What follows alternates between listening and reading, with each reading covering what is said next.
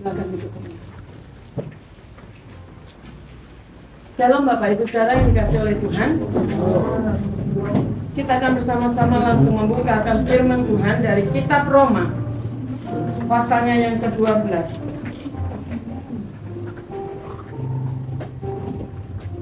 Roma pasalnya yang ke-12, kita akan perhatikan dari ayat 1 sampai dengan ayat yang kedua saja.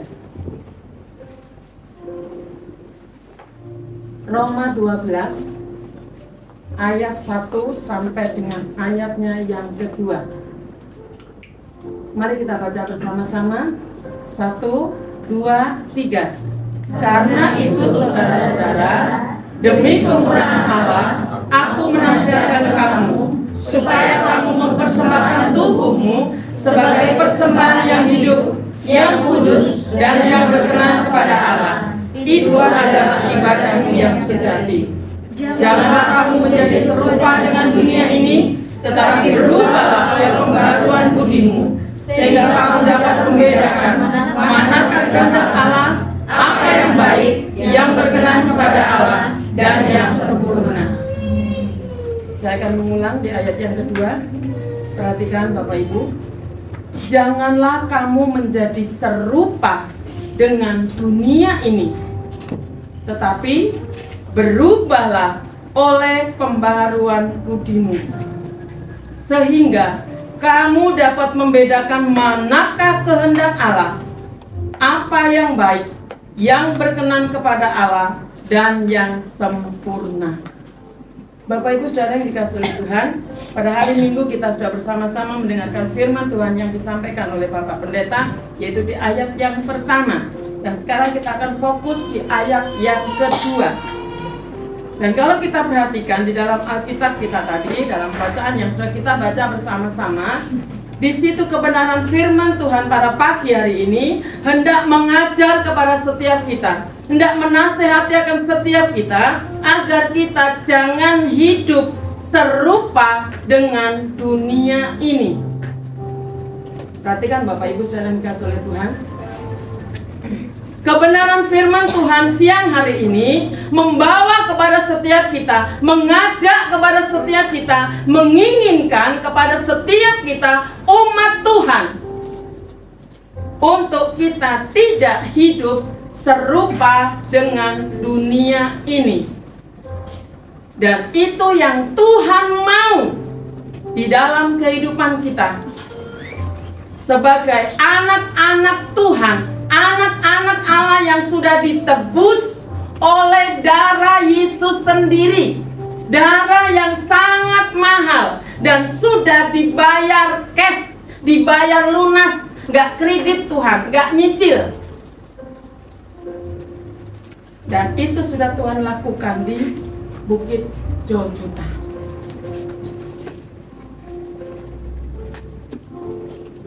Dan karena itu Bapak Ibu Saudara yang dikasihi oleh Tuhan, kalau kita merasa diri kita ini, hidup kita ini sudah ditebus dengan darah Yesus yang mahal, maka hendaknya kita hidup seperti yang difirmankan tadi.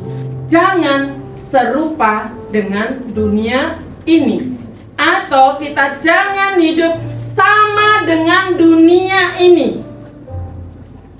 Tapi sebaliknya, hendaklah kita hidup berbeda dari dunia ini. Ingat, kita tidak boleh hidup serupa dengan dunia, tetapi kita harus hidup berbeda. Kalau hari Jumat saya sampaikan kepada anak sekolah minggu, kita harus tampil beda. Kita harus punya gaya hidup berbeda dengan dunia ini. Nah, tentunya di sini kalau kita sudah katakan bahwa kita hidup tidak serupa dengan dunia ini, maka ada perbedaan yang sangat jelas di dalam kehidupan kita sebagai anak-anak Tuhan. Mana itu kita sebagai anak Tuhan atau hidup di luar anak Tuhan. mana kita sebagai pengikut Kristus dan mana yang bukan pengikut Kristus. Mana yang anak-anak hidup di dalam terang dan mana anak-anak yang hidup di dalam gelap. Harus ada bedanya. Kalau sama, berarti hidup kita masih hidup seperti dunia ini. Makanya saya pakai bahasa sederhana, harus tampil beda. Ada sesuatu yang harus jelas di dalam kehidupan kita. Ada sesuatu yang membedakan antara kehidupan kita sebagai anak-anak Tuhan dan kehidupan bukan anak-anak Tuhan. Nah, coba perhatikan tadi di ayat yang kedua, dikatakan di situ, janganlah kamu menjadi serupa dengan dunia ini. Di sini jelas sekali dikatakan bahwa janganlah kamu sedikit pun juga untuk kita menjadi serupa dengan dunia ini. Dan tidak boleh sama sekali kita sama dengan dunia ini. Lalu kalau kita tidak boleh hidup serupa dengan dunia ini, apa yang harus kita lakukan? Apa yang harus kita kerjakan? Apa yang harus kita buat supaya kita bisa tampil beda? Kita tidak hidup serupa dengan dunia ini. Yang pertama, perhatikan di ayat yang ke-1. Dan saya di sini tidak akan mengulas panjang lebar lagi karena kemarin sudah disampaikan oleh Bapak Pendeta, tapi siang hari ini saya akan mengingatkan saja bahwa untuk tampil beda, itu yang pertama adalah ayat yang pertama. Dikatakan, karena itu saudara-saudara, demi kemurahan Allah aku menasihatkan kamu supaya kamu mempersembahkan tubuhmu sebagai persembahan yang hidup, yang kudus dan yang berkenan kepada Allah. Itu adalah ibadahmu yang sejati. Yang pertama di sini kita lihat bahwa Rasul Paulus menasihatkan kepada jemaatnya yang ada di Roma. Di situ didasarkan pada kasih karunia Allah, didasarkan pada kemurahan Allah, dan dijelaskan oleh Rasul Paulus mulai dari pasal 1 sampai pasal yang ke-11. Dan kita semua sudah mendengarkan akan firman Tuhan tentang kasih karunia. Jadi kehidupan kita ini sebenarnya ada itu karena kasih karunia Allah, karena kemurahan daripada Allah. Nah, karena kita sudah mengalami akan yang namanya kasih karunia Allah itu, kita sudah mengalami akan hidup berkemurahan bersama-sama dengan Allah, maka di sini Paulus baru memberikan nasihat kepada jemaatnya yang ada di Roma. Dan saat ini memberikan nasihat kepada setiap kita untuk kita bisa tampil beda, maka kita harus mempersembahkan tubuhmu sebagai persembahan yang hidup, yang kudus. Dan kemarin sudah dijelaskan sama Pak Pendeta, mulai dari ujung rambut sampai kaki. Tetapi kadang-kadang kata Pak Pendeta, dompetku jangan. Saya di belakang saya protes, bukan dompetnya, isinya. Yang kadang-kadang kita bilang jangan, dompet mah bawa bisa beli lagi, tapi isinya ini yang kita pikir. Mau kasih persembahan saja dibuka dulu, yang mana ya? Aduh, ini merah semua, biru semua, ungu semua. Yang mana nggak ada? Tinggal satu, warnanya abu-abu. Itu sajalah. Kan lagunya Tuhan Yesus tidak berubah, tidak berubah, tidak berubah. Dulu opungku, nenekku kasih persembahan warnanya abu-abu. Sekarang juga nggak apa-apa. Karena lagunya apa? Tuhan Yesus tidak berubah. Saya bilang kepada anak-anak suami, kamu harus malu kalau kasih persembahan warnanya abu-abu. Kenapa? Saya tanya, kalau kamu diajak mama jalan-jalan, kamu ke kamar mandi, bayar berapa?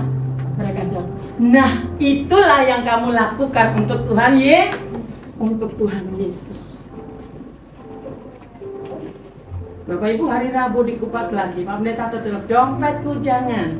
Dalam hati bukan dompet, isinya. Kalau isinya tagihan nggak apa-apa Tuhan, ambil tagihanku, bayar. Oh Tuhan, lunaskan hutangku, lunaskan itu cicilanku. Tapi yang merah biru jangan Tuhan. Bapak Ibu, hari ini kita diingatkan oleh firman Tuhan, kita sudah hidup dalam kemurahan Tuhan. Maka yuk mari bersama-sama dari ujung rambut semuanya tanpa kecuali kita persembahkan untuk Tuhan. Dan ketika kita sudah mengalami kemurahan Allah yang sungguh sangat luar biasa di dalam kehidupan kita sebagai manusia yang berdosa, maka kita kembali diingatkan oleh firman Tuhan pada siang hari ini. Persembahkan tubuhmu.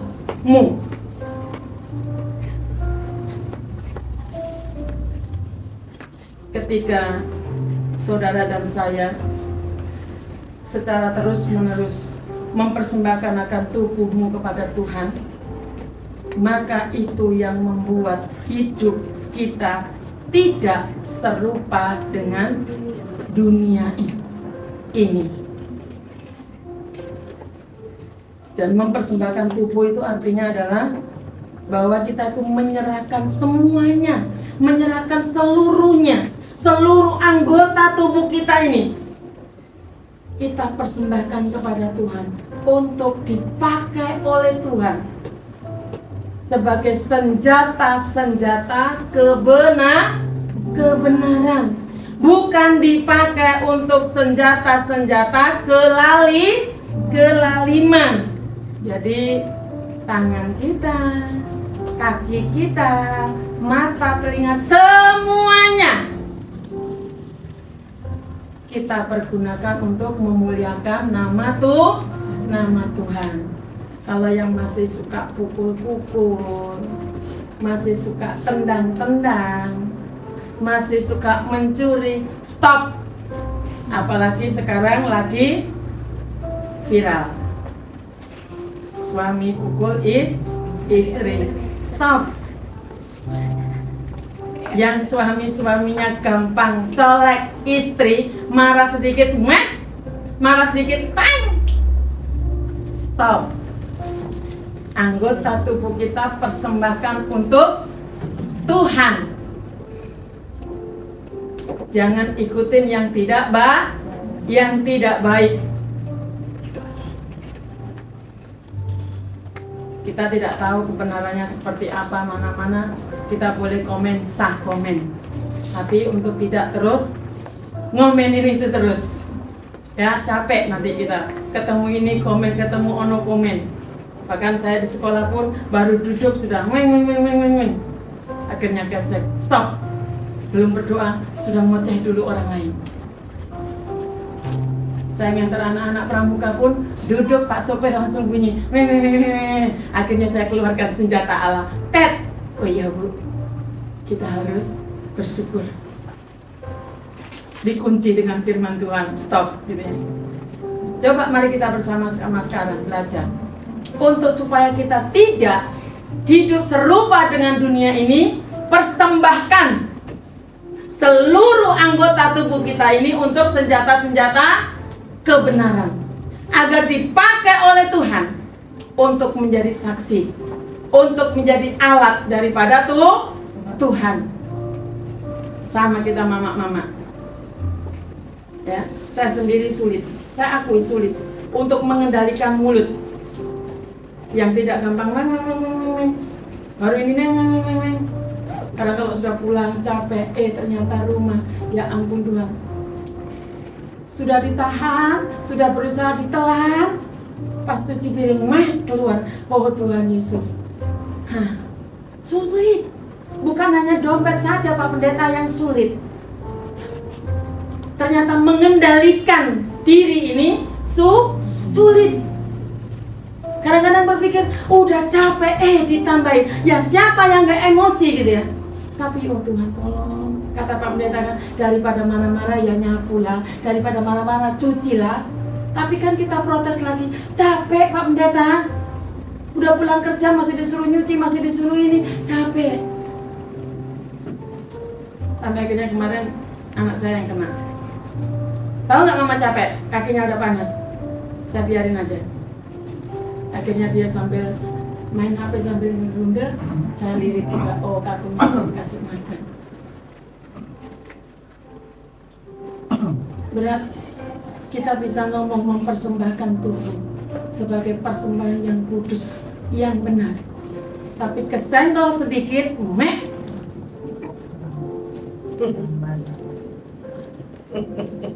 Apa? Taringnya langsung dipakai, tanduknya langsung. Ya, yuk kita sama-sama. Karena di hari Rabu kemarin Pak Cornelius, ternyata sulit ya Pak, sulit.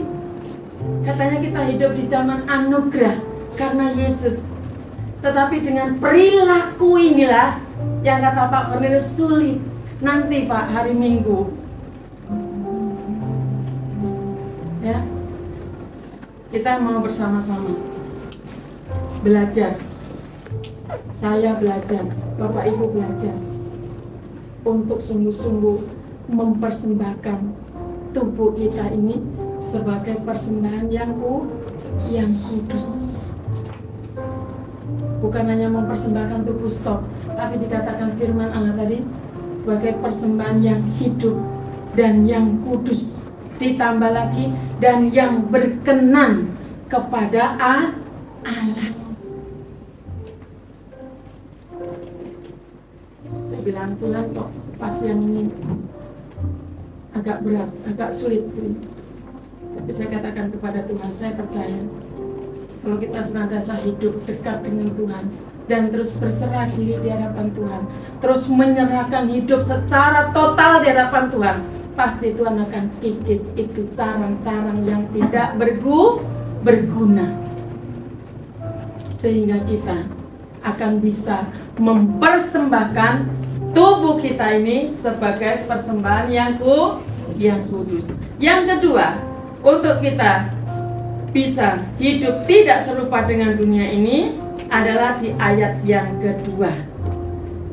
Dikatakan, janganlah kamu menjadi serupa dengan dunia ini, tetapi, perhatikan, berubahlah oleh pembaharuan budimu.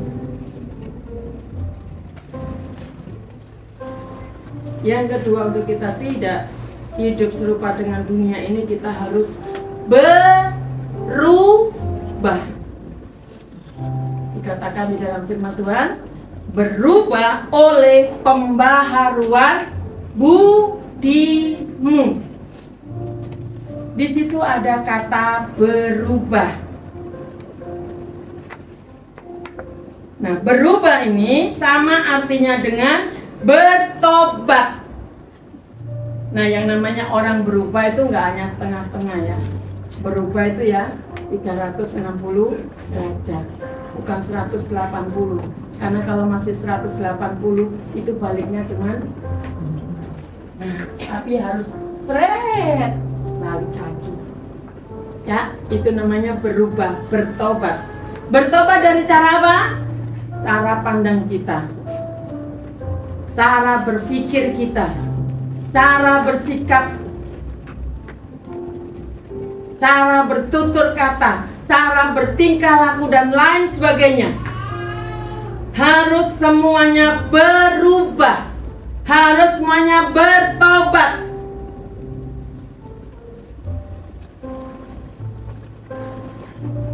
Dan kata berubah ini, kalau di dalam bahasa Yunani itu dikatakan ada kata metamorphe atau metamorfo. Maka kita kenal dengan yang namanya metamorfosis. Dan memang di dalam pelajaran, kalau yang namanya metamorfosis itu mengalami sebuah perubahan.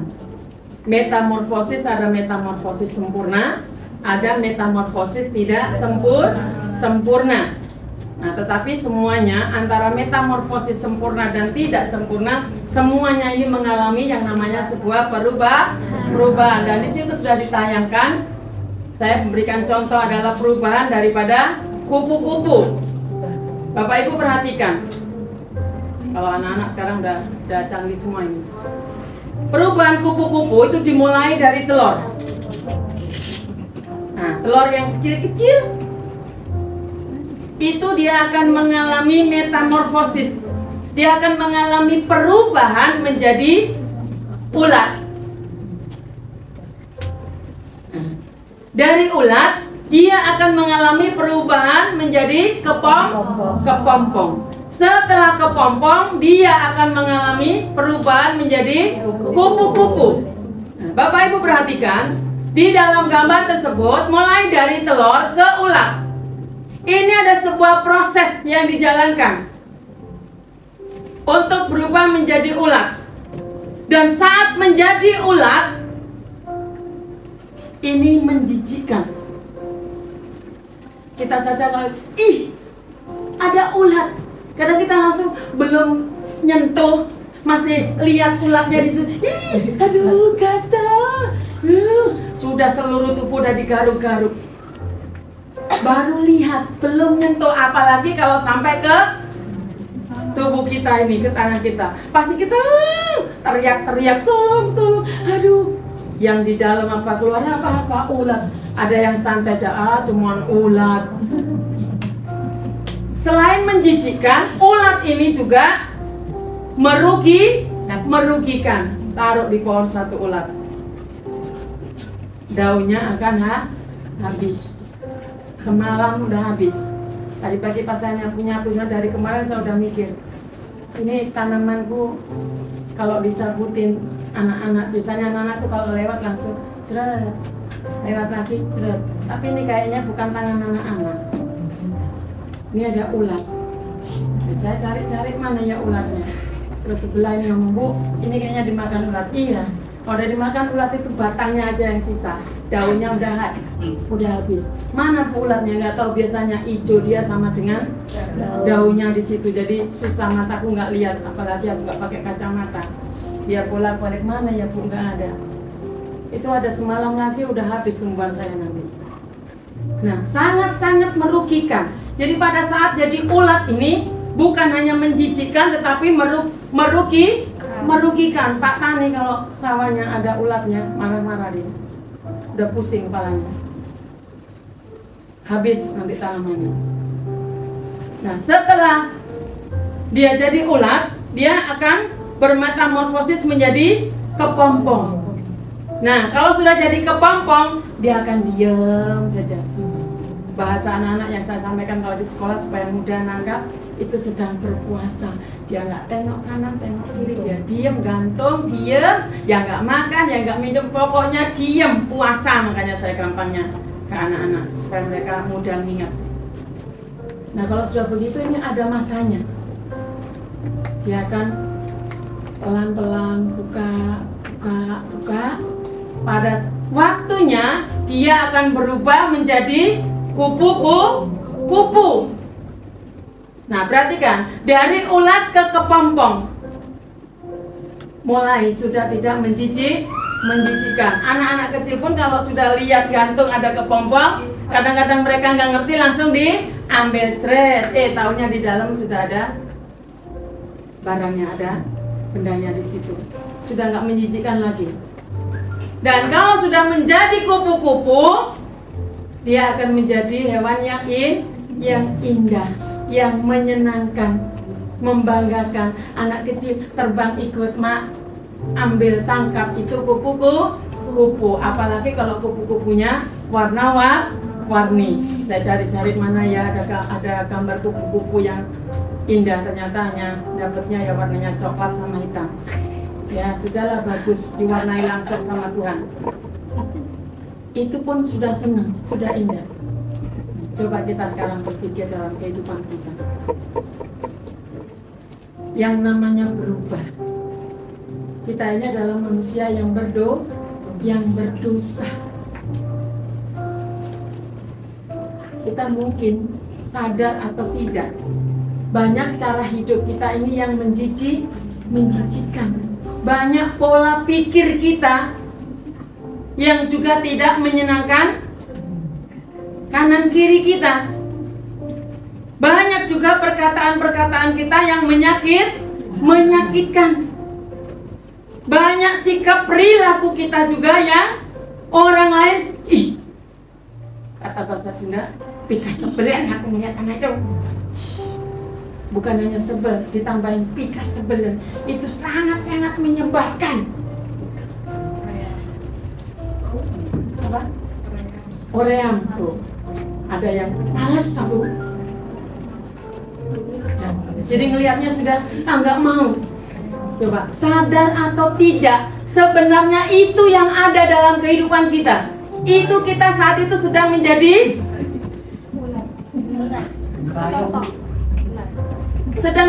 ulat. Ngomong sedikit sebelah sudah, kesel banget kalau dia sudah ngomong sakit hatiku.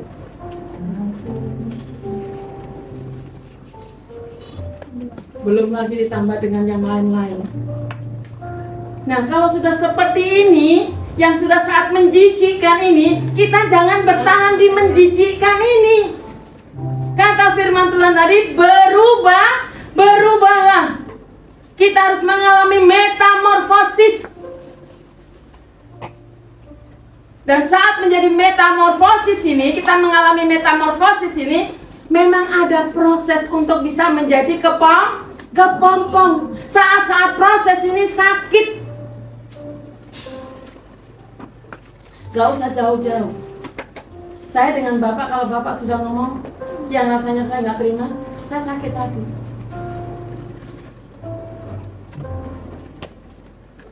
Ini yang sudah ketemu tiap hari. Pagi dia sudah ngantar saya, sore sudah jemput. Nanti tidur sama-sama. Tapi masih ada juga yang kata-kata yang saya nggak suka, yang menyakitkan. Tapi herannya, kalau dengan Bapak itu enak, nyantai, terserah kamu. Yang penting aku nggak begitu. Nah itu dia. Bapak itu resepnya gampang. Terserah kamu mau ngomong apa mau. Yang penting mama tuh udah tahu aku, udah kenal aku, ya aku begini, ya sudahlah. Sama. Saya ngomong, dia juga sakit hati. Gimana gak sakit hati kalau sudah saya udah ngomel, terus saya berbunyi, yang di rumah ini ngapain sih? Cuman makan tidur. Kerjaan orang yang sudah kerja, pulang kerja disuruh ngerjain. Nah kalau ada Ivan, dapat deh. Iya mama ini, kita capek pulang kerja, suruh ngosek kamar mandi. Nah, yang di rumah ngapain? Itu dengan kalimat yang di rumah ngapain, itu pasti sudah cetot. Emangnya aku di rumah ngapain tadi ya? Coba, kita nggak ngomong yang lain-lain, hanya ngomong yang di rumah ngapain. Tapi saya yakin pasti sakit hati ini, gendut-gendut ini. Bukan yang di rumah gendut-gendut gitu kan. Tangan posisi jalan.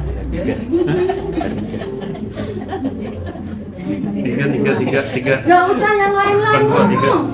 Segitu sudah kita sakit hati. Kalau sudah selesai saya bilang, Tuhan ampun, kenapa mulutku tadi ngomong gitu. Di rumah ada mungkin yang dikerjakan, tapi menurut saya dia nggak ngapa-ngapain, dia cuma tidur. Padahal nanti kalau saya sudah cuci piring apa, dia duduk dia yang sini ngomel, di situ ngarep. Sakit nggak? Sakit, capek. Tapi itulah tadi pengendalian diri ini mau berubah. Nahan, jangan ngomong gitu lagi, nggak bisa. Kan capek sendiri. Coba. Ya. Coba.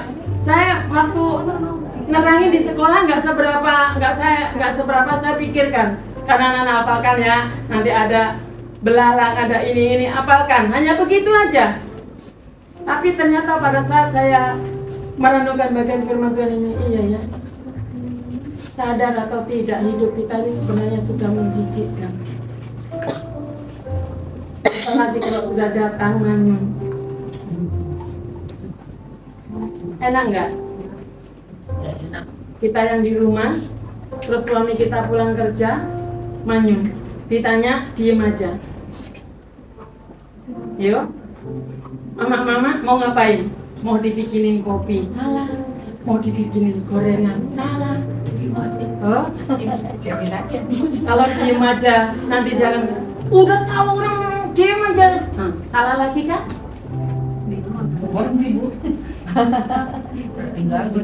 Coba sama dengan kalau bapak ibu mertamu, terus yang punya manyun aja. Kira-kira bapak ibu betah nggak? Enggak. Mau ada yang di ngomongin, mau sepenting apapun juga, kita langsung pamit pulang. Makanya bapak ibu kalau bertamu ke rumah orang, tampanglah tampang senyum, walaupun di sininya gondok. Ada loh orang yang begitu juga, marah-marah di rumah, datang ke Pak Pendeta mas senyum-senyum.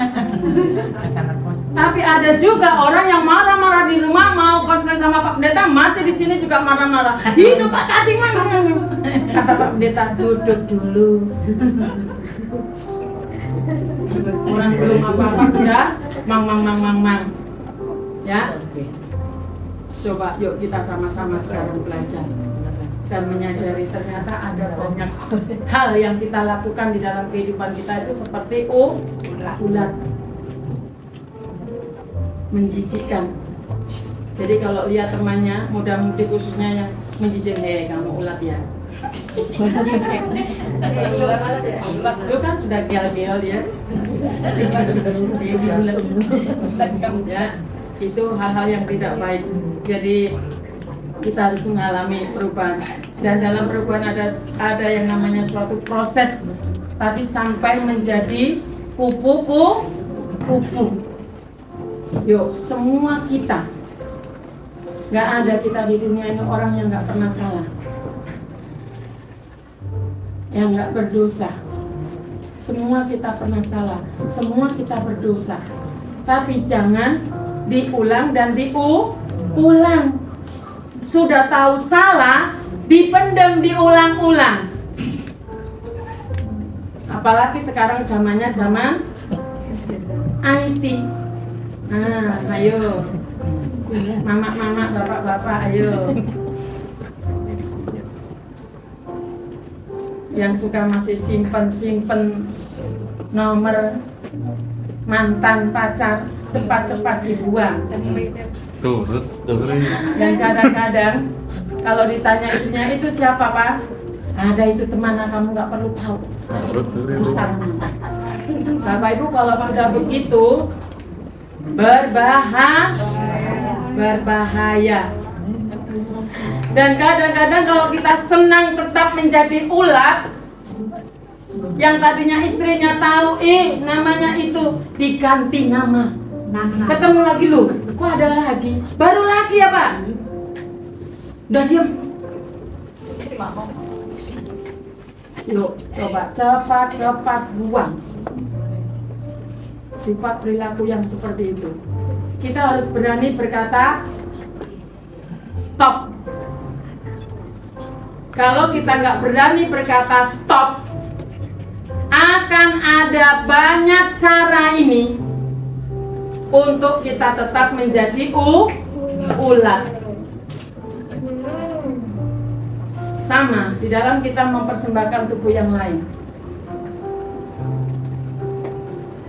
Contoh Bapak Ibu dengan masalah persembahan. Pak Hadi sudah sampaikan banyak hal. Dan memang saya yang terus ngomel. Saya yang marah-marah. Karena apa? Saya punya pengalaman yang gak enak. Saya sampai bilang sama Bapak, kemarin ngobrol-ngobrol gitu ya, saya bilang tunduk sama suami. Tapi kalau yang nggak baik, saya no untuk tunduk sama suami. Walaupun itu memang ditulis di dalam firman Tuhan, tunduklah pada suamimu. Tapi untuk perkara yang tidak baik, saya bilang, saya tidak mau. Saya akan lawan. Dulu Kami masih pengantin baru. Bapak ini memang nggak kerja dan saya pelayanan. Kebetulan pelayanan saya di tempat yang ya boleh dikatakan subur, enak. Nah, dia bisik-bisik. Namanya anak sayang sama orang tua, kepingin ngirimin uang mamanya, tapi dia nggak punya uang. Dia bilang apa? "Mak, perpuluhanmu aku minta, aku kirimkan orang tua." Sebagai istri takut ditinggal dia, saya kasih. Apa yang terjadi dengan ibu? Semua berkat yang biasanya saya dapat stop, mandek.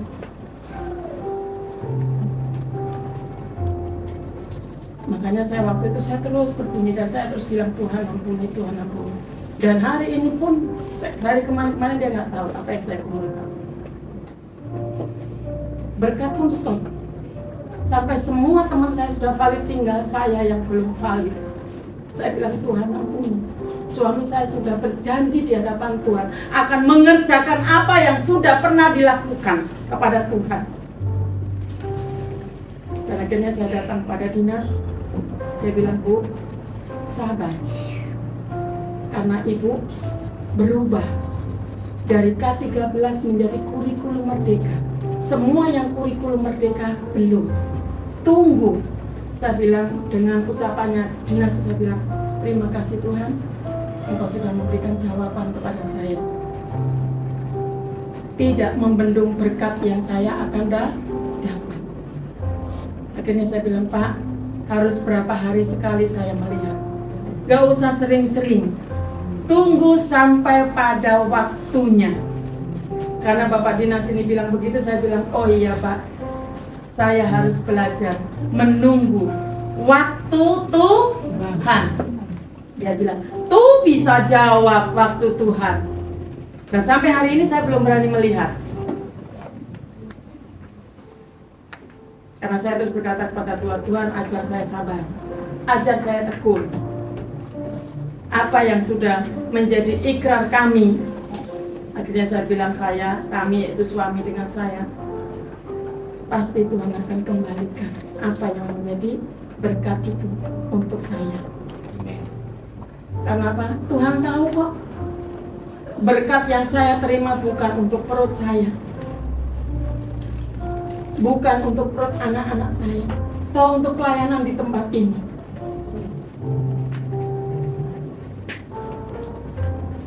Saya tidak tahu dengan apa yang dilakukan oleh suami saya, karena ATM-nya yang pegang dia hanya laporan pakai ini, mati itu dia. Yang penting untuk gereja mau di tempat ini. Jadi saya hanya berkata kepada Tuhan seperti itu.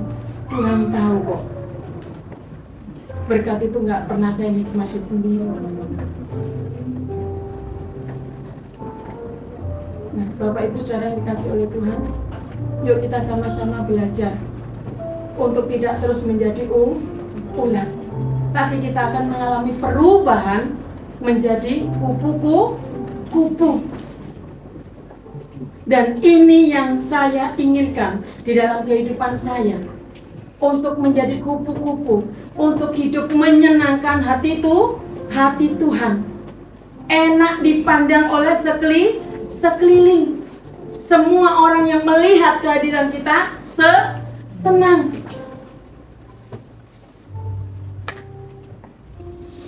Dan saya senang kalau saya diajak pelayanan suami saya.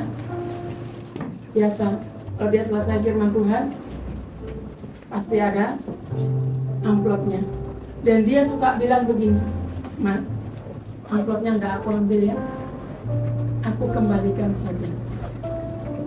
Saya tinggal bilang, "Silakan." Kadang, "Mak, amplopnya aku ambil, tapi mau aku kasih sama hamba Tuhan di sini, silakan." Kadang-kadang kalau dipikir, saya ini istri bodoh, dapat berkat, harusnya sini, tuh beras habis. tapi saya bersyukur. Gak tahu kenapa kalau dia bilang begitu saya tidak pernah menolak. Saya pasti selalu katakan silahkan, terserah ini. Mau berikan. Kenapa? Saya percaya di seberang sana sudah Tuhan ini loh, Lina ini loh. Walaupun suamimu begitu, ini loh Lina ini loh. Dan puji Tuhan Bapak Ibu, kami sudah berapa puluh tahun di tempat ini. Kami merasakan begitu luar biasa pemeliharaan Tuhan di dalam kehidupan kami. Dan kami senantiasa belajar untuk senantiasa hidup menyenangkan hati Tuhan. Karena kami ingat waktu kami menikah, perilaku itulah yang menghantar kami untuk mengarungi dalam kehidupan keluarga kami. Jadi kalau sudah menyanyikan lagu "Ku mau menyenangkanmu", itu lagu kami.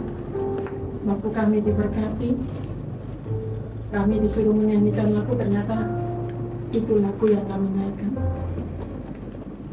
Dan itu yang senantiasa menjadi doa kami, untuk kami belajar senantiasa hidup seperti kupu-kupu yang senantiasa menyenangkan hati Tuhan, yang senantiasa orang lihat senang, baik, dipandang mata sedang.